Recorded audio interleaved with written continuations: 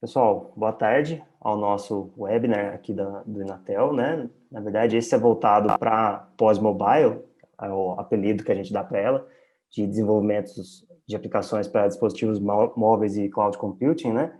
Hoje eu estou aqui com o professor Paulo Siecla, né? Ele vai apresentar para a gente algumas tecnologias, né, que as gigantes do mercado usam, né? Tecnologias de cloud adotadas por empresas, lazer enormes que a gente tem no mercado aí. Gostei bastante quando ele comentou desse assunto, porque é uma curiosidade, acho que todo mundo tem, assim, todo mundo que tem interesse nessa área pensa, putz, o que tal empresa usa, né? Quais tecnologias, como é que eles integram isso, né? É algo extremamente relevante hoje, ainda mais com a grande oferta e disponibilidade, catálogo de tecnologias que a gente tem hoje, né? Então, ele vai dar essa palhinha, falar para a gente o que o pessoal está usando por aí.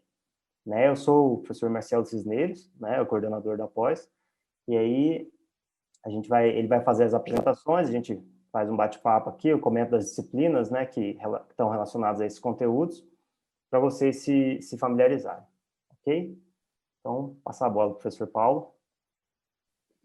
Ô, professor Marcelo, obrigado primeiramente pelo convite. Boa tarde a todo mundo aí que está nos assistindo pelo nosso webinar. Prazer estar aqui conversando com vocês sobre esse assunto que é realmente, como você falou, é bastante bem interessante, bem da atualidade da gente, né? E a gente vai ver algumas coisinhas bem interessantes aí do que, como você falou, né? O que essas empresas aí utilizam, né? Então, vamos lá, vamos começar aí a nossa apresentação. Bem, então aí vamos começar, né? Bom, primeiramente aí uma apresentação, né? O professor Marcelo aí pode comentar um pouquinho sobre ele aí, um pouquinho da vida. Então, pessoal, como eu comentei, né, sou o professor Marcelo Cisneros, está aí uma caricatura minha que eu ganhei de presente de um ex-aluno, né? Então achei bacana perpetuar isso aí. Então, pessoal, minha na verdade, minha história com tecnologia vem desde que eu me entendo por gente, desde pequenininho, né, até os dias de hoje. Sempre gostei muito dessa área, mas formalmente falando, né, o primeiro contato acadêmico mesmo com isso foi no Inatel, né, que eu me formei em computação em 2014. E aí depois eu resolvi me aprofundar, né, aprofundar meus estudos nessa área e lá na Unifei, a Universidade Federal de Itajubá, eu concluí meu mestrado em ciência da computação, eu trabalhei com aprendizado de máquina, né, voltado para a detecção de anti-spam, ou detecção de spam, perdão. A gente concebeu um sistema de anti-spam. Bom, minha relação com o Inatel já está beirando uns 8, 9 anos aí, né, considerando tudo, né, graduação, estágio, a coordenação da pós, né, que começou em 2018, também a época que eu atuei como especialista, né, e então eu venho cuidando dessa pós, né, que nem eu comentei, a gente carinhosamente chama de pós-mobile, né, nome mais curtinho, desde 2018, e na graduação eu atuo desde 2015, né. Mais particularmente de assuntos voltados à computação, já fui maratonista, né, de programação, já participei já fui coach pessoal, fui para nacional com eles e tal, organizei o evento no próprio Inatel, né, quando o Inatel foi sede, né, já desenvolvi, testei software no próprio Inatel Competence Center, né, por alguns anos, né, de 2015 até 2018, mais ou menos, né, então eu sempre estou envolvido com esses assuntos. Aqui embaixo estão meus contatos, caso vocês queiram tirar alguma dúvida sobre o curso, sobre o Inatel, né, ou qualquer coisa mesmo, né, relacionada a essa área, né, e tem meu LinkedIn ali embaixo também, caso vocês queiram entrar em contato, tá bom? Professor Marcelo, obrigado aí pela introdução aí, né? Estou lembrando que a gente trabalhou junto no ICC também, né? Na parte de serviços aí do Anatel, né? A gente já Sim, trabalhou sim. um pouquinho aí, Não. né? Bem, meu nome é Paulo Siecla, né? Eu fiz aí graduação também no Inatel, então aí considerando aí toda a minha história aí com o Inatel também, já estamos aí, acho que quase em 15 anos, né, levando em consideração a graduação, né? Trabalhei também na parte de serviços aí do Inatel durante quase 6 anos e sou professor da pós de mobile desde a primeira turma, quando foi lançado o curso, né, que chegou a mudar de nome um tempo, e sou aí, né, costumo dizer que eu programador desde o século passado, né, então já comecei cedo nessa vida, É do milênio e melhor passado, não, né? pois é, primeiro primeiro programa que eu fiz aí, uma equação para resolver as variáveis da equação de Bhaskara aí, do segundo grau, em C, aquilo já brilhou a minha cabeça, falei, é isso que eu quero fazer até eu morrer, né? Então, estamos na vida aí, e atualmente eu estou aí como professor da pós também, né? Me dedicando aí também a projetos particulares aí, livros, cursos, coisas desse tipo, né? Atualmente mais voltado aí com mobile, cloud, programação em back-end, né? Linguagens mais específicas aí como Kotlin, Java e Swift, né? E estou participando aí, inclusive, aí de uma comunidade da AWS, a Community Builders, né? Para fortalecer aí a comunidade de desenvolvedores aí ao longo do mundo, né? Uma comunidade global. E tem meus contatos aí também, se caso alguém quiser entrar em contato para falar um pouquinho, para tirar alguma dúvida, alguma coisa desse tipo. E sou um apaixonado por programação, por tecnologia, passei por várias áreas aí, desde embarcado, mobile, cloud, back-end. Atualmente estou mais envolvido realmente em cloud e mobile, tanto como professor, como desenvolvendo projetos aí também particulares, né? E, bem, né, como a gente estava conversando há pouco, né, o que é cloud computing, né? Para a gente, às vezes, é muito natural a gente falar o que é, né? Mas, basicamente, a gente poderia resumir aí como a utilização de recursos computacionais, né? Máquinas, instâncias, sistemas operacionais, armazenamento, processamento, banco de dados, né? A gente armazenar aí informações, banco de dados relacionais, banco de dados não relacionais, e isso tudo armazenado numa estrutura, né? Que a gente pode acessar via internet e que uma das grandes características aí de a gente falar de cloud computing, vocês podem imaginar, assim, mas isso eu tenho dentro da minha empresa, né? O que diferencia uma coisa da outra, né? A questão é que você tem essa utilização de recursos sob demanda. Então, um exemplo clássico aí que a gente tem, por exemplo, a Black Friday, né? Que é uma explosão aí de vendas, né? No varejo mundial, e que você não precisa ter sua infraestrutura para suportar, né, os sites de e-commerce e toda a parte de logística. Você não precisa ter aquela estrutura capaz para suportar todo aquele tráfego, aquele pico de tráfego justamente para alguns períodos do ano, né? Tem Natal, Dia das Mães, enfim, tem outros períodos, mas Black Friday é um dos maiores. E aí a grande vantagem disso é que a gente pode ter essa infraestrutura, você pode utilizar sob demanda, né? Quer dizer com isso? Bom, se eu preciso de 5 máquinas para suportar a minha infraestrutura ao longo do ano, chega na Black Friday, como exemplo que eu dei. Se a gente falar que a gente precisa de 20 máquinas agora, tudo bem, a gente liga aquelas máquinas, instala as nossas aplicações e, passado aquele pico, né, a gente pode voltar ao consumo normal. Lembrando que, né, por que alguém faria isso? Né? Por razões muito básicas. A gente suportar esse tráfego, que é anormal, né? E falando principalmente no site de e-commerce, né, cada requisição do seu cliente, a cada usuário que ele não consegue acessar o seu site, é uma possível venda que você perde, né? Mas por que não manter toda a infraestrutura ligada o tempo todo? É custo, exatamente você reduzir custo para esse tipo de coisa. Então, sistemas baseados em cloud computing, duas grandes vantagens é você ter um controle maior aí do custo, né? E, ao mesmo tempo, você ter uma capacidade para suportar uma forte demanda, né? Além disso, a gente não pode esquecer que praticamente tudo que está disponível na internet hoje em dia, você está suscetível a ataque de hackers, né? A gente tem notícias aí que saem o tempo todo na internet, e aí existem algumas pessoas que dizem um certo preconceito, dizendo, bom, mas cloud computing está exposto, né? Qualquer serviço que está exposto, estando na nuvem ou não, está exposto via internet, está suscetível a isso, né? A questão é que os grandes players que oferecem serviços de cloud computing, primeiramente, eles se protegem, então a gente está por trás da proteção deles, né? A gente vai falar um pouquinho aí sobre os grandes players, então só tem vantagem a gente utilizar aí infraestrutura de cloud computing, né?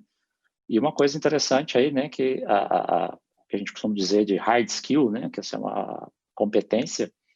Cloud computing é a segunda mais desejada em 2020, perdendo, se não me engano, só para blockchain, né? Em 2019 era a competência mais exigida aí no segundo LinkedIn, né, próprio LinkedIn. E, né, obviamente, é uma competência muito buscada pelas empresas no setor de TI, né? Bom, mas falando um pouquinho aí do setor de TI, aí eu vou colocar como TI aí uma grande área, né? Não só programadores, desenvolvedores, testadores, gerentes, né, de empresas de desenvolvimento de software, da própria pessoa que opera mesmo com a infraestrutura de TI, né? O que esse pessoal de fato precisa saber, né? Eu quero entrar no mercado de cloud computing, já sou aí da área de TI, mas estou um pouco perdido, né? O que eu preciso saber, né? Bem, primeiramente, as arquiteturas que são formuladas para um sistema de cloud computing, elas muito provavelmente elas são bem diferentes da estrutura on-premise, né? Que a gente chama, né? Que é a estrutura que fica armazenada dentro da rede do cliente, né? Então, a Ô, gente Paulo, precisa... Oi. essa é uma dúvida, né, do que o profissional de TI deve saber. Até você elucidou a dúvida aí. Ah, eu já tenho formação nessa área e tal, mas e agora, né? O que eu preciso estudar e tal? Essa é uma dúvida muito comum. Pessoas me procuram com essa dúvida, especialmente no momento do ingresso na pós, né? Olha, eu tenho formação num curso de engenharia que não seja computação, ou que seja totalmente relacionado mesmo, ciência da computação, sistema de informação e tal. Mas e agora, né? Que diferença que essa pós vai implicar no meu currículo, né?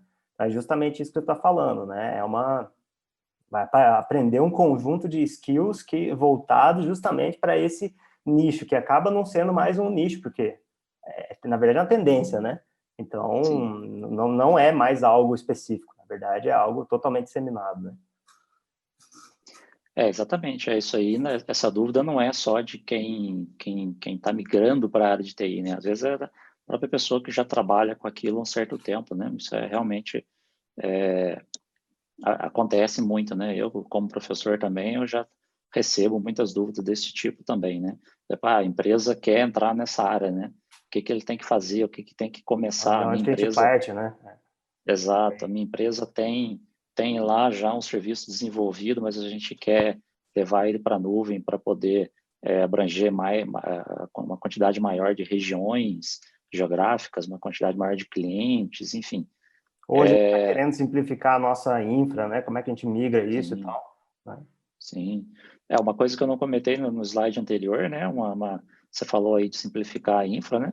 Uma coisa, quando a gente fala de segurança de infraestrutura, são basicamente dois aspectos, né? Não é minha área de especialidade, mas são basicamente dois aspectos, né? Segurança de ataques, né? Se você tem um ataque que chega através da internet, outra coisa é segurança física, né? Você tem dentro da sua empresa, você tem seu data center com seus equipamentos, você tem que proteger é, é, o acesso físico aos seus equipamentos, né? A gente tem uma piada já antiga, né? À medida que algum atacante sentou no seu computador e pôs a mão no teclado, acabou a segurança, É, aquilo já não existe mais segurança, né? e você Ainda que... migrando isso para a nuvem é uma preocupação, uma grande preocupação a menos, né? Exatamente, No seu exatamente. contexto. Esses dois aspectos de segurança, o segurança física não existe, né? Por exemplo, hoje em dia, entrar no data center das empresas de cloud, né, não é algo impensável, né? Uhum.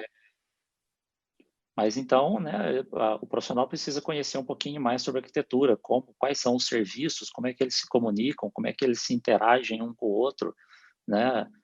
Se na minha estrutura, dentro da minha empresa, eu tinha um banco de dados que suportava, 1.000 clientes, 50 mil requisições por dia, quando eu vou isso para a nuvem, eu vou ter 10 milhões de clientes, né? Como é que é o meu banco de dados, como é que eu vou organizar isso daí, né?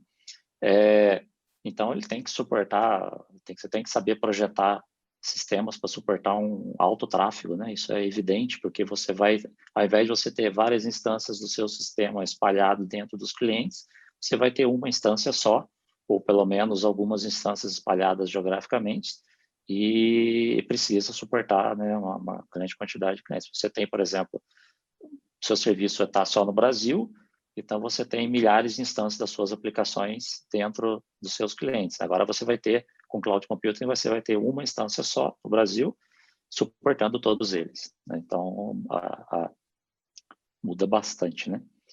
E aquilo que eu comentei, né, de você projetar o seu sistema para suportar variações no tráfego, né? Então, a gente chama aí de escalabilidade. Numa hora, eu preciso suportar milhões de requisições por minuto, por exemplo, depois eu preciso suportar alguns milhares de requisição, a gente saber definir quais são os parâmetros, né? Até onde eu utilizo mais instâncias, máquinas, o poder de processamento da nuvem para dar conta do recado de atender essas requisições. Então, o profissional também precisa ter essa noção, né?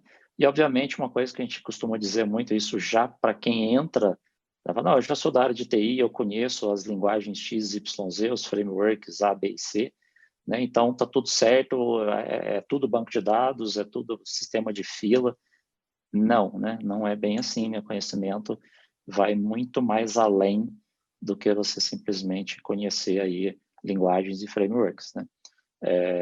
As disciplinas, inclusive, elas são projetadas justamente para isso, né? O objetivo nosso é pegar a arquitetura de cloud X com a linguagem Y e framework A, e agora nós vamos aprender a utilizar, né? A linguagem e o framework em si que estão ali, obviamente tem que ser escolhido algum, mas ela está ali só realmente para fazer com que o aluno tenha, né? Não fique abstrato, né? Que ele aplique de Ela fato. é o meio, na verdade, né? É o meio. Um dos meios que a gente tem para alcançar esse serviço, né? Exatamente, exatamente. Mas assim, quem são, né, de fato aí os grandes players, né? Se você procurar aí por empresas que oferecem serviços de cloud computing, você vai achar vários, né?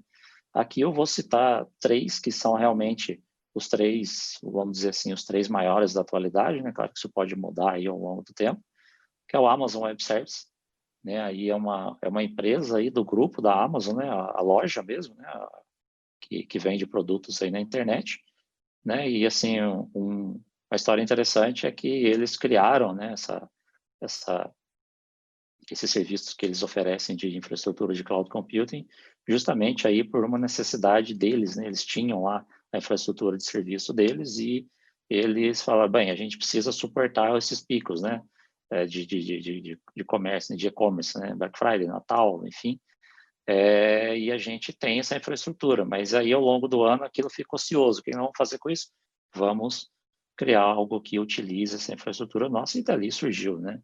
Claro que é uma história muito resumida do que de fato aconteceu com a Amazon, né?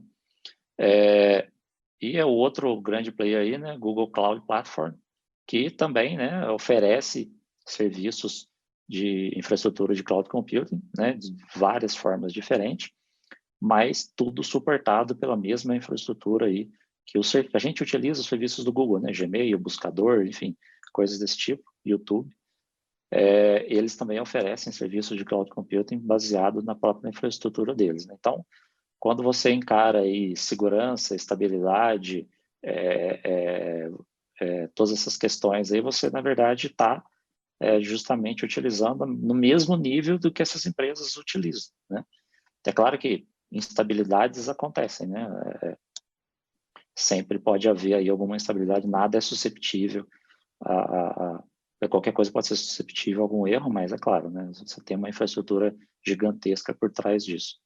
E um outro grande player também aí muito importante aí também é a Microsoft Azure, né? Da Microsoft, que oferece também serviços muito interessantes, né?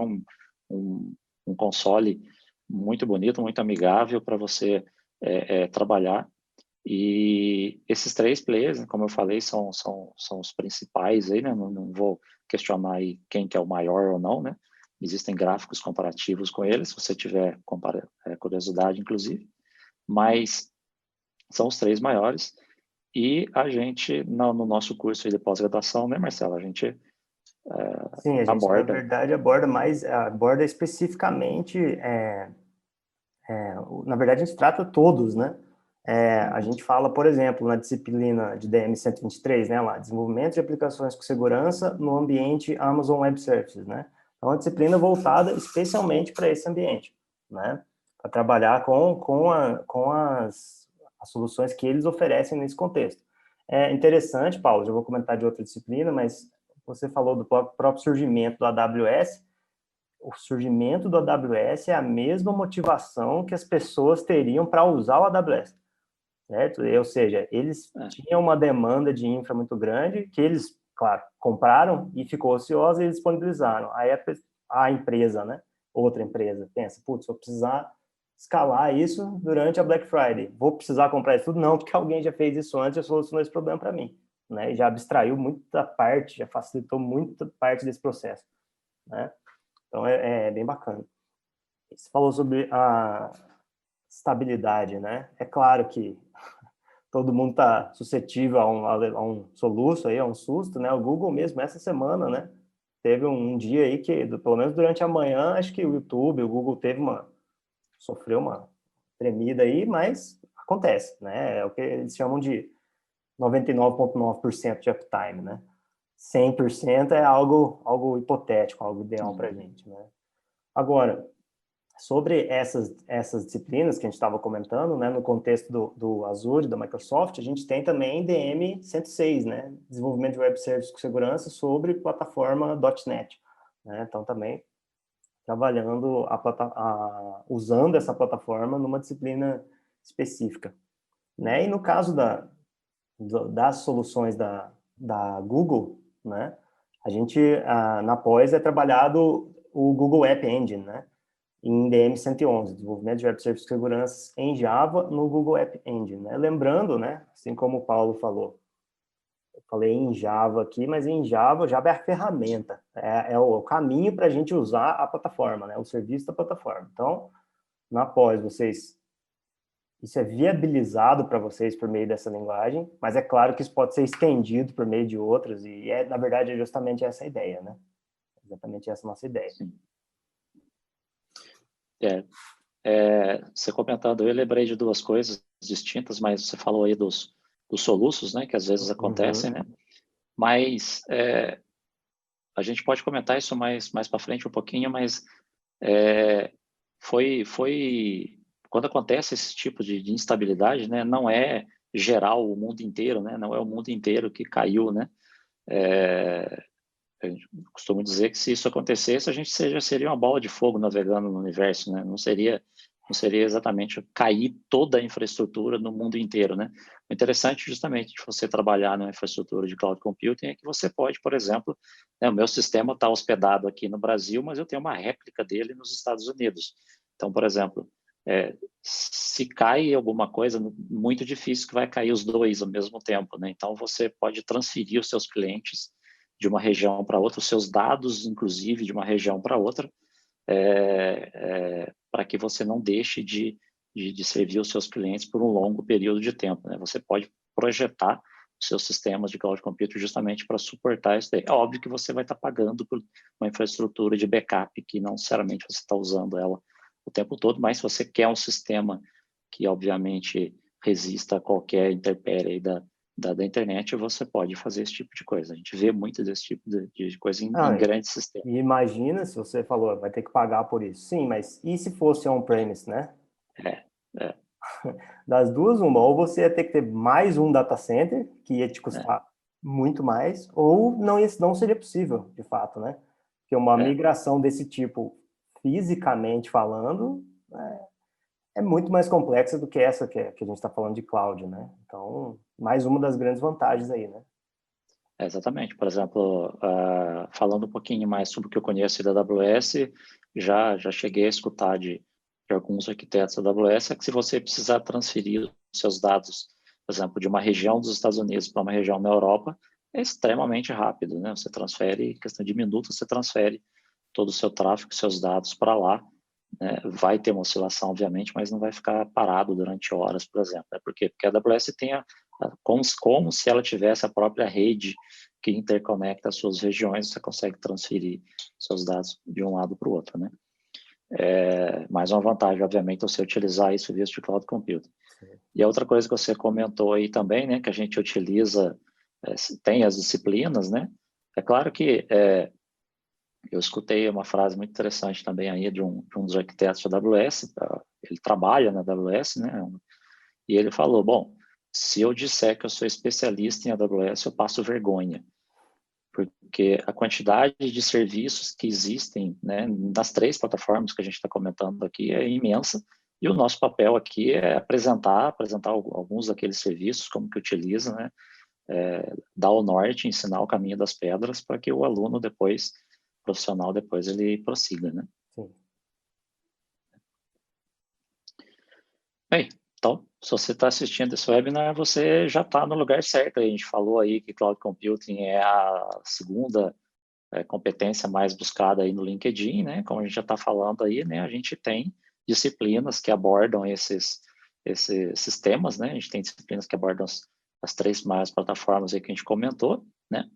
E também a gente tem outras disciplinas aí que envolvem desenvolvimento para aplicativos para Android, iOS, conectando nesses serviços, né? Utilizando, a gente começa a ter uma interdisciplinaridade bem grande, né, professor Marcelo? Sim, inclusive quando a gente, eu já mencionei essas 3 voltadas para cloud especificamente, né? Mas falando da outra vertente do curso, né? Inclusive, se a gente for analisar o próprio nome da pós, a gente tem a divisão em 2 blocos, né? No contexto de dispositivos móveis, a gente poderia falar, né? Na verdade, tem todas as disciplinas, no final das contas, são voltadas para essas áreas, mas mais especificamente, a disciplina DM125, por exemplo, né, desenvolvimento de aplicativos em Kotlin para Android com Firebase. Né? Então, a gente já está falando do uso na verdade, de uma plataforma da Google, né, aplicada no desenvolvimento mobile. Né? Então, a gente já está falando também de uma convergência dessas 2 áreas. Né? Também do desenvolvimento de aplicativos em Swift, para iOS. Né? A gente é algo que também vem sempre evoluindo, né? Com versões novas, né? E também, se a gente for pegar desenvolvimento de aplicativos móveis, uma outra grande tendência seria tanto os aplicativos híbridos quanto os PWAs, né? Progressive Web App. Então, a gente tem uma disciplina voltada para isso, DM122, né? Desenvolvimento híbrido de aplicativos móveis. E também, outra tendência que vale a pena a gente mencionar bastante aqui, a gente tem 2 disciplinas voltadas para desenvolvimento de jogos, né? Uma disciplina mais voltada para o game design em si, e outra para o desenvolvimento a nível de código mesmo, né? Seriam as disciplinas DM116, Introdução ao Desenvolvimento de Jogos para Dispositivos Móveis, né? Também voltado para mobile, e DM117, Desenvolvimento em Jogos com Unity, né? Então, tá aí mais 2 voltadas para essa área de mobile, já que o Paulo deu uma deixa aí para a gente, né? Então, você vê que a gente tem muitas disciplinas aí que começa, né, tanto a parte de mobile, a parte de cloud, e começa a juntar uma na outra, que hoje em dia, se você for pensar, né, você desenvolver aí um app para Android, para iOS, claro que você pode, né, desenvolver algo que fica ali só no dispositivo, guarda dados só ali, não tem comunicação nenhuma, isso obviamente existe, mas você pega aí vários aplicativos que a gente utiliza, praticamente todos eles aí que a gente utiliza com maior frequência, está conectado a algum tipo de serviço na nuvem para a gente consumir algum tipo de coisa. Então, a gente gosta de juntar as disciplinas aí para poder fortalecer esse tipo de estratégia, né? E as nossas aulas são muito práticas, né? Com muito código aí, né? Eu acho que o professor Falando Marcelo também pode uma comentar um pouquinho. ordem aí de 60%, né, das aulas feitas em laboratório, né? Exato. Então, é bem hands-on. Na verdade, a gente acredita que é bem no perfil que o aluno que está ingressando na pós quer, né? De fato, trabalhar com o código próximo do projeto mesmo, né? Exatamente. E aí algumas disciplinas miscam com trabalhos, com projetos, com exercícios, né? E a gente vai fazendo uma apresentação das disciplinas de forma mais dinâmica, né? Para os alunos poderem acompanhar bem aí, né? Então, né, afinal de contas, né? Quem que utiliza, né? Quem que utiliza esse serviço de cloud computing, né? Que aí é o tema aí do nosso webinar, né? Comentar um pouquinho sobre algumas empresas, obviamente, aí não daria tempo a gente falar muito sobre todas as empresas, nem aprofundar, né? Mas eu vou começar uma aí com o PayPal, né? um sistema de pagamentos aí com cerca de 300 milhões de clientes aí ao redor do mundo, né? Presente em 200 mercados, né? Algo para eles é que isso faz diferença, né? Porque se você falar em sistema de pagamento, cada país, cada região tem a sua característica, tudo, legislação, impostos e tudo mais, né? Eles operam aí com cerca de 100 moedas diferentes, né? E eles estão em processo de migração para o Google Cloud Platform, né? Uma daquelas 3 que a gente comentou no início. A ideia deles, basicamente, é o seguinte: eles querem buscar maior escalabilidade, né? Tem até o link aí da palestra onde eles comentam sobre isso. Eles querem buscar maior escalabilidade e estar presente mais próximo dos seus clientes, né? Porque, como eu comentei, né? Se você está aqui no Brasil, por exemplo, e você quer utilizar algum serviço que está hospedado na Europa, você tem, né, toda a distância, né, os equipamentos de rede que oferecem latência, algum certo atraso. Então, a ideia é que eles querem, de fato, estar mais próximo, né, você ter, hospedar os serviços dele mais próximo da onde os clientes deles estão. Isso, inclusive, é uma das razões também para você buscar serviços de cloud computing, né? E, por exemplo, eu sou usuário aí do PayPal, é um sistema muito bacana, muito inteligente e me fascina aí de você poder receber e fazer pagamentos aí, né, praticamente de qualquer país, né? Então, eles estão nesse processo, né? Na palestra deles, eles explicam, inclusive, como é que eles estão fazendo, né? Migrando primeiro estrutura de teste, para você facilitar um pouquinho a estrutura de teste, né? Algo que o pessoal, às vezes, costuma e também começa a ir para a parte da nuvem, falando, vamos colocar o nosso ambiente de teste na nuvem, para a gente ir podendo, ensaiando e fazendo alguns testes, né? Depois a gente começa migrando aos poucos, né? E eles, por exemplo, eles estão migrando aos poucos, né? Esse processo começou já há alguns anos, então eles já eram grandes quando eles começaram esse processo, né? E é bem importante eles verem. Eu fiquei bastante feliz em descobrir quanto que eles estavam usando aí Google Cloud Platform para esse tipo de coisa, né? Como usuário, inclusive, do PayPal, né? Uma coisa interessante para pensar rapidinho, comentando, né? O desafio que é especificamente o PayPal, já que é uma empresa de pagamentos, né? Quando a gente está falando de pagamentos, a gente está falando de disponibilidade altíssima, né? Tem que ser, né? A gente está falando de segurança muito, muito alta. Talvez seja o maior desafio deles, dentre todos que a gente consegue listar, né? De volume de transação, disponibilidade, uptime e tal, mas especificamente segurança, né? E ser uma empresa desse porte, quando o Paulo falou gigantes, ele não estava brincando, né? Vocês podem ver ali o calibre, né? Uma empresa desse porte está migrando para uma plataforma de cloud, dá para a gente perceber que algum motivo existe, né? Uma vantagem existe. Então, queria deixar essa percepção, né?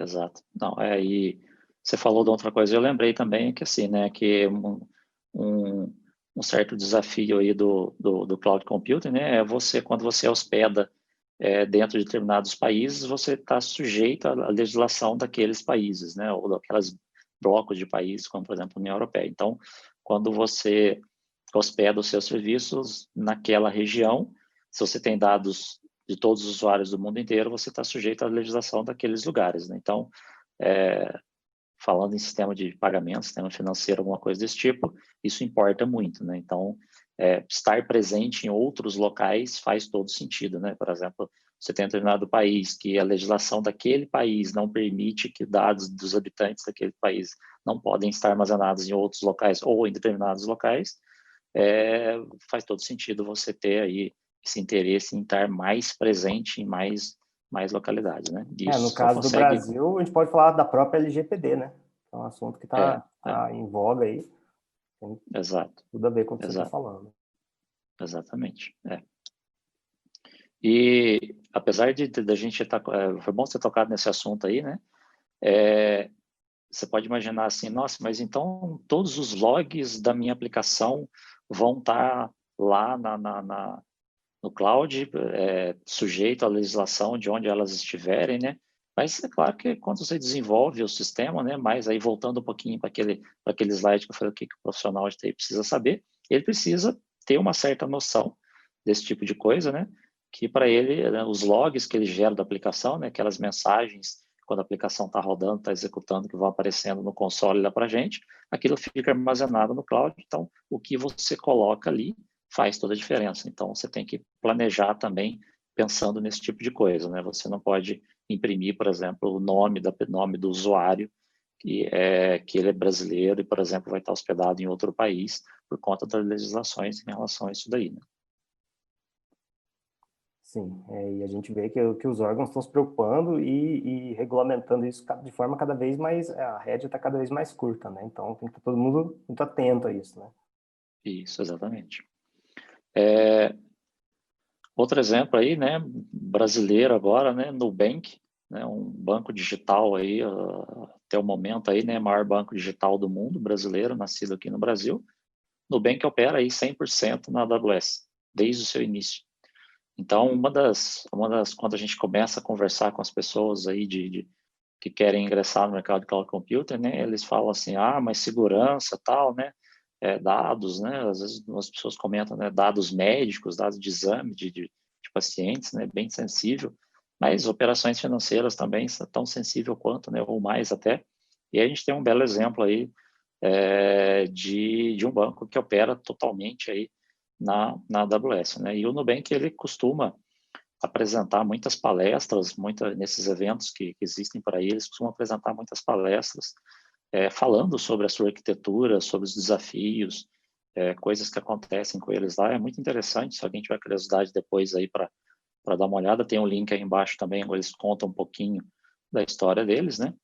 E eles conseguiram lançar aí a plataforma deles aí em pouco tempo, né? Porque quando eles já começaram já com cloud computing, né? Já nasceu na nuvem, eles conseguiram lançar aí rapidamente esse serviço, né? Um banco digital, e que eles utilizam aí da AWS, né? Eles utilizam instâncias, né? Máquinas virtuais, que são o EC2, Elastic Computing Cloud Computing, e banco de dados não relacionais, como o DynamoDB, que oferece aí para os usuários uma grande capacidade de operações de leitura e escrita, né? Teoricamente aí infinito, né?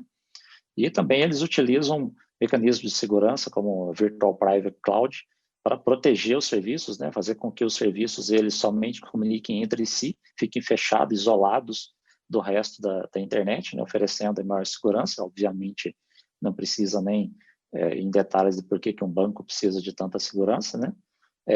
E mecanismo de provisionamento, né, que é o CloudFormation aí da AWS, provisionamento de recursos, quando você precisa, por exemplo, subir um novo serviço, fazer alguma alteração de alguma coisa, eles utilizam esse mecanismo de CloudFormation, que é basicamente um procedimento automático. Você descreve como que as alterações devem ser feitas, né? Agora eu vou colocar essa máquina com esse meu software, com esse meu artefato, né, seguido de esse provisionamento desse banco de dados. Você descreve numa linguagem e aquilo é executado automaticamente, né? Então, né, as pessoas não entram lá no console, na página, e vão fazendo as operações manualmente, né? Você consegue fazer isso de forma automatizada, porque você consegue ter um mecanismo de revisão, né? Que é quase que um código, né? A gente consegue ter um mecanismo de revisão, né? Várias pessoas da equipe revisam, não, realmente está certo, alguém vai e aprova, não pode ser, e aquilo é executado de forma automática depois, né? Você pode executar isso em vários ambientes, né, de desenvolvimento, de teste, e depois o de produção, que é o que a gente chama, né? E um outro exemplo aí também, né? Netflix dispensa apresentações aí, né? Plataforma de streaming. Eles hospedam todo o catálogo, né? Tudo que a gente vê, que a gente entra lá, que tem os filmes, o seu login, as suas preferências, que você já assistiu, suas recomendações, o próprio mecanismo de recomendações, e transcoding de vídeo, né? Eles operam também aí na AWS, né? O streaming de vídeo em si não é feito na AWS, ele tem, como qualquer plataforma de vídeo, ele tem os pontos de presença mais próximos do cliente, né? Às vezes em conjunto aí com operadoras de internet, mas eles têm aí números expressivos de serviços que eles utilizam na AWS, como, por exemplo, processando aí bilhões de eventos, né? A todo instante, né? E eles utilizam aí uma arquitetura também, algumas coisas de que a gente chama de serverless, né? Para poder executar funções, executar trechos de código sem a necessidade de instanciar máquinas, né? E eles têm também aí um mecanismo de fazer roteamento de tráfego. Então, aquilo que eu comentei no começo, né? Se uma região do serviço onde você está hospedado, né? Onde você está utilizando a infraestrutura, cai ou sofre alguma instabilidade, você consegue redirecionar os seus usuários rapidamente para uma outra região, né?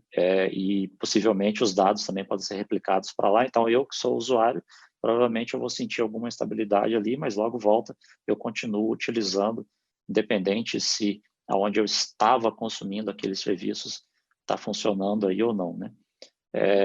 Netflix também oferece muitas palestras em eventos que a gente vai aí, eles mostram a arquitetura de como é que funciona, tudo aquilo, né? Desafios que eles têm, né? Às vezes eles até citam problemas, às vezes, que eles têm e como resolver, é algo bem interessante também.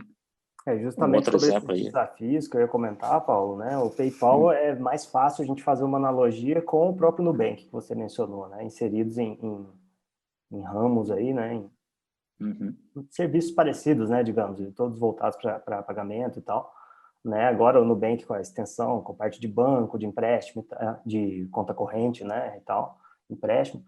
Agora, no caso da Netflix, né? Eu até costumo mencionar com os alunos meus que fazem a disciplina de multimídia na graduação, que o Netflix, YouTube, plataforma Spotify, né, plataformas de sistemas multimídia, assim, eles têm desafios, alguns semelhantes e alguns diferentes, que você mencionou aí, por exemplo, a quantidade de tráfego, né, a vazão de dados que eles precisam, que é algo muito grande, ainda mais se a gente for pensar no YouTube também, é um exemplo muito grande, né, Netflix também, é claro. A questão do armazenamento que você falou, né, hospedagem de catálogo, é algo. Se a gente for pegar as estatísticas dessas plataformas, né, a quantidade de dados que elas armazenam por unidade de tempo, né, por minuto, por hora, é assim, impensável, é coisa do século XXI mesmo. Né? E também questões de segurança, mas não necessariamente voltadas à privacidade. Claro, privacidade estaria relacionada ao sistema de recomendação, por exemplo, mas segurança no sentido de evitar pirataria, por exemplo, né? Já que a gente poderia estar falando de grupos que extraem episódios da plataforma para disponibilizar em alguma outra, né? Então, de novo aí, né? O bicho-papão só muda a roupa que ele está usando, mas os desafios continuam sendo gigantes, né? Seja pagamento, seja multimídia, por aí vai. Você falando agora, eu lembrei de um outro caso também, que não está aqui na apresentação, mas eu estava assistindo esses dias uma palestra de um pessoal que trabalhou no lançamento do Disney Plus, né, que também é a plataforma de streaming da Disney, e eles utilizam a AWS, e uma coisa que eles fizeram bem interessante, que é o seguinte, muitos outros players também têm isso daí, mas a AWS tem você ter uma tabela, né, um banco de dados que é global. O que quer dizer isso? É uma tabela que, a princípio, os dados que são guardados nela estão disponíveis em todas as regiões que a AWS, onde você tem o seu serviço, você escolhe ter aquilo. Então, por exemplo, né, os usuários, eu tenho aqui no Brasil, tenho os meus usuários no Brasil, nos Estados Unidos, na Europa, e eu digo que eu quero ter uma tabela que é global, que fica nos Estados Unidos, por exemplo, que replica os dados nessas 3 regiões. Eles optaram por esse tipo de estratégia logo no começo do lançamento do Disney Plus, e também configuraram essa tabela para suportar o que eles chamam de tráfego on demand, né, que é o tráfego infinito, vamos dizer assim, porque não se sabia, né, ao certo como que ia ser a adoção do serviço em cada país que eles forem liberando, né? Então, eles gostaram muito desse tipo de coisa porque permitiu que o serviço ficou estável, né? Minimamente estável para aquilo, porque teve essas estratégias que eles adotaram aí, seguindo os princípios aí que o próprio AWS fornece, né? E aí, né, bom, a gente está falando aí de empresas gigantescas, né, empresas enormes aí com milhares de funcionários, budgets quase infinitos, vamos dizer assim, né? Mas esse exemplo é eu até recomendo a vocês, tem um link aí no YouTube para vocês assistirem. É um exemplo que, quando eu vi, eu fiquei fascinado. Uma empresa que desenvolve um app, né, para workout, né, exercícios para você fazer os seus treinamentos, coisas desse tipo, para Android, iOS e Apple TV, né? Olha só que interessante, em 2018 eles tinham 10 milhões de usuários com uma equipe de desenvolvedores 3. Você não leu errado, eu não escrevi errado. Tinham 3 desenvolvedores com 10 milhões de usuários. Eles contam essa história no vídeo deles. E aí você fala, mas como assim, né? Como que isso é possível? Eles utilizando um serviço aí do Firebase, que está no guarda-chuva aí do Google Cloud Platform, para hospedar, por exemplo, autenticação de usuário, notificação, análise de dados, o próprio banco de dados deles, tudo utilizando esse tipo de serviço. E aí já é uma estratégia diferente, né? A rigor, a princípio, você não tem back-end, lógico que você pode ter, mas você não precisa ter nada de back-end. Significa que eu desenvolvo o meu app e ele se conecta no banco de dados que eu criei lá no Firebase e está tudo certo, né? Eu estabeleço as regras de segurança para o meu app acessar e não tem um back-end ali por trás, não tem nada, é o meu app e o banco de dados direto. É por isso que esses tipos de exemplo, né, que eu gosto de citar, são caminhos também, né? Então, se você tem aí uma equipe pequena, com certeza você pode ter uma escalabilidade, você pode utilizar serviços de nuvem, e a gente ensina esses caminhos, os possíveis caminhos aí na pós-graduação, inclusive, como o professor Marcelo comentou, a gente tem disciplinas que abordam, inclusive, o Firebase em si, né? É bem bacana, excelente exemplo, né, do que é alcançável, né, com um provedor de serviço desse tipo, né, e 3 desenvolvedores atender uma demanda dessa. Exato. E o interessante também dessa empresa é que eles tinham já o app já maduro, né, já estava na loja, já estava disponível, já tinha uma base de clientes grande, e aí um dia esse app foi apresentado nesses programas de talk show, né, programa de palco, e de repente, do dia para a noite, eles tiveram uma explosão de quantidade de usuários, né? Você fala assim, se você tivesse um serviço hospedado na sua empresa, como é que você suportaria? Que eles nem tinham muita noção de que aquilo iria acontecer, né? Sabiam que ia ter apresentação no programa, mas de repente teve essa explosão de usuários de utilização e eles só conseguiram isso utilizando o serviço de cloud computing, né? Porque obviamente que eles pagam pela utilização a mais do que eles utilizaram, mas eles monetizam de alguma outra forma também, né? Muitos usuários acabam revertendo em lucros para ele, né? E eles utilizam também aí, Google Cloud Functions, né, da parte do Google Cloud Platform para fazer processamento de dados, né? Então, aqueles dados que são guardados lá, eles processam, tem um processo em background lá que faz a análise disso daí, os dados das informações dos usuários, depois para, né, melhorar o próprio serviço deles, né? Eu queria fazer uma demonstração justamente aí, pegando o gancho aí do Firebase, né?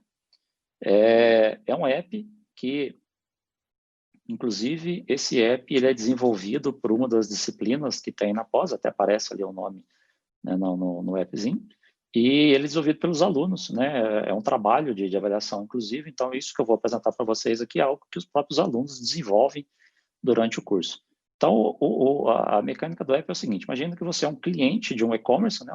Um usuário lá que faz compras no seu e-commerce, e você recebe status do seu pedido lá no app, né? A interface é bem simples, né? Obviamente, como eu falei, é só um trabalho de avaliação. A ideia é não gastar tempo na interface gráfica, mas eu vou explicando aí, né, o que a gente utiliza de serviços, né? Então, aqui eu tenho 2 dispositivos diferentes, né, rodando no emulador.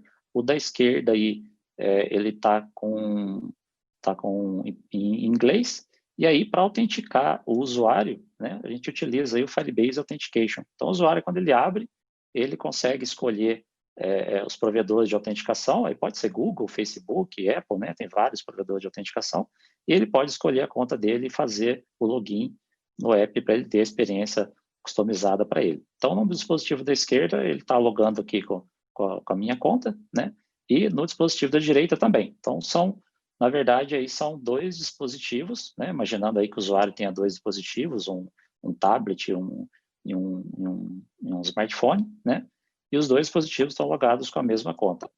E aí, ó, reparem que o da esquerda está em inglês, né? Está com o idioma inglês, e o da direita está em português. Isso vai ser interessante depois, mais para frente, quando eu vou mostrar uma outra funcionalidade aí. Mas, basicamente, é a mesma instância do app, né? Então, eu posso, a loja, né, pode, por exemplo, enviar notificações para qualquer um desses dispositivos, aí, utilizando Firebase Cloud Messaging. Então, o usuário está lá, né, e de repente ele recebe uma notificaçãozinha lá no topo, né, que você chegou uma mensagem, tem um pedido seu aí, né? Então, quando o usuário interagir com aquela notificação, ele vai ver, né, chegou o pedido dele, né, o pedido já foi recebido, e aí depois ele tem um histórico de todos os pedidos que ele teve, né? Tudo que evoluiu de vários pedidos ou daquele pedido. Agora, reparem que essa informação, ela também aparece do outro lado, no outro dispositivo. A gente está utilizando aí o Cloud Firestore, que é um banco de dados não relacional em real time, ou seja, qualquer alteração que eu faço no banco de dados, todos os dispositivos recebem atualização daquelas informações que são daquele usuário, obviamente, né? Então, veja que acabou de chegar uma notificação aqui no dispositivo da esquerda e ele já apareceu ali no dispositivo da direita, né? E eu posso enviar uma notificação para o outro dispositivo, né? Usando o Firebase Cloud Messaging. Então, quando o dispositivo da direita, por exemplo, receber aí uma notificação, quando vai aparecer na barra, ao mesmo tempo eu tenho a informação replicada no outro dispositivo. Então, as duas informações aparecem lá sem que o usuário precise fazer um sincronismo, uma coisa desse tipo, né? E aí, interessante desse tipo de mecanismo, né? Por exemplo, você pode também compartilhar as informações, não é só do mesmo usuário. Então, por exemplo, lá eu tenho um dispositivo, a minha esposa tem um outro dispositivo, e a gente compartilha informações, né, utilizando aí o Firestore. E aí, dentro dessas informações ali, né, eu posso abrir as informações e ver, por exemplo, ali a data, né, qual que é o produto que está naquele meu pedido. E eu tenho uma opção dentro do meu app que eu posso apagar, né? Repare ali no canto superior direito da tela, eu posso apagar aquele histórico, naquele pedido. Já recebi, não quero mais ver isso daí. Aí veja que no momento que eu apagar no dispositivo da esquerda, ele também vai ser excluído no dispositivo da direita, mostrando aí o sincronismo em real time desse banco de dados que a gente tem. Então, apaguei ali e automaticamente já é excluído no outro dispositivo, né? E da mesma forma, se eu abrir aí no dispositivo da direita, para eu poder ver aqueles detalhes, eu posso apagar ele também de um dispositivo e vai sumir no outro também. Ou seja, as minhas informações elas estão sempre sincronizadas. E aí vocês repararam que tem, né, a opção de um botãozinho para apagar. Quando eu entro ali no detalhe do pedido, do evento, eu tenho a opção para poder apagar, né? E lembrando também aí que o dispositivo da esquerda está no idioma inglês, o dispositivo da direita está no idioma em português. A gente também pode ter uma outra funcionalidade que a gente pode utilizar aí do Firebase, que a gente implantou aí nesse dispositivo, que é o Firebase Remote Config, né? O que é isso daí? Imagine que eu lancei uma feature, né? E quero disponibilizar essa feature somente para alguns usuários ou para um usuários de determinado país. E aos poucos eu vou liberando aquela feature para outros usuários de outros países. Ou ao contrário, né? Eu lancei alguma feature, ela está dando algum problema, está tendo um efeito indesejado, e aí eu vou lá e vou falar assim, bom, eu quero remover essa feature daí, porque essa funcionalidade, porque não está muito boa, os usuários estão reclamando, é melhor tirar para poder fazer isso. Para evitar, então, que você lance uma nova versão, em qualquer uma das duas situações, lance uma nova versão do seu aplicativo, tem o processo de aprovação da loja, seus usuários têm que baixar, nem todo mundo baixa a atualização do app assim que sai.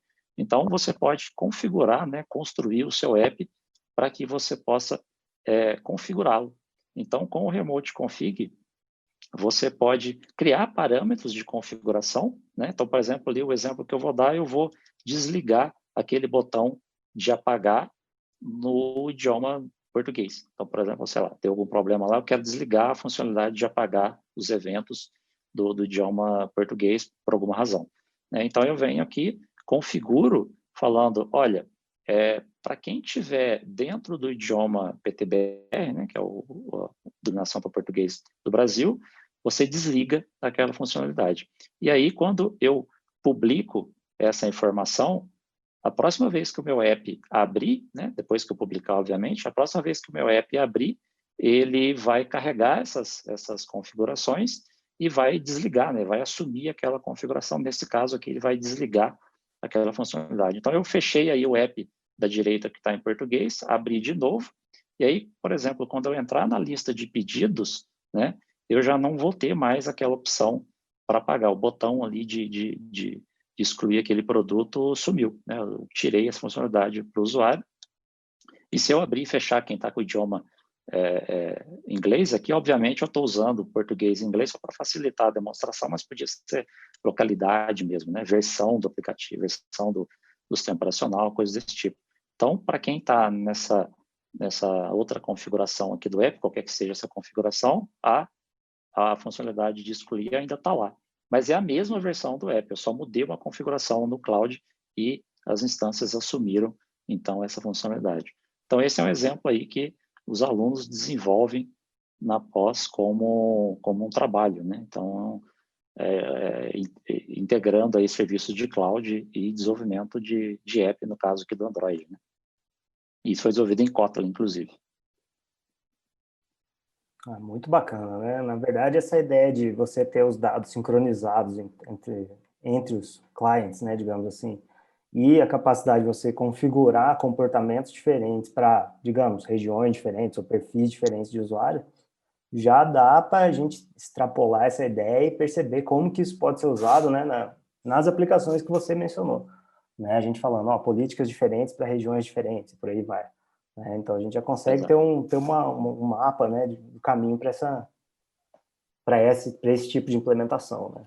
Que permite a gente, na verdade, fazer regras de negócio bem complexas, né? Uhum.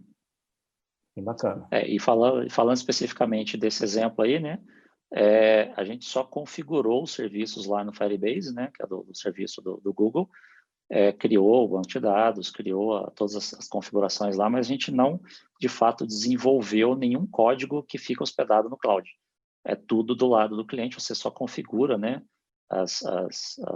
Os serviços que você quer utilizar, segurança, inclusive, né? Um usuário não pode assim, enxergar os dados do outro usuário, por exemplo, mas não existe um back-end, um código por trás daquilo. Poderia ter para fazer outras coisas, mas nesse exemplo específico aqui não tem. Seguindo o caminho do último exemplo que você citou, né? Exato. Bacana, beleza. E é isso. Bom, então tá ótimo.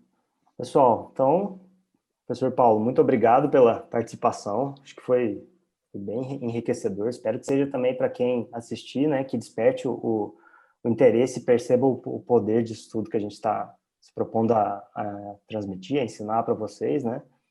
E, claro, espero que vocês gostem do conteúdo. Qualquer dúvida, então, vocês podem entrar em contato com a gente, né? Tem os nossos contatos lá no comecinho do vídeo, né? No comecinho da apresentação. Exatamente. Então é isso. Então, pessoal, obrigado aí por nos assistir. Espero que vocês tenham gostado aí também. Como o professor Marcelo comentou, se alguém tiver algum interesse aí, só entrar em contato com a gente. Obrigado, pessoal. Beleza, valeu. Obrigado.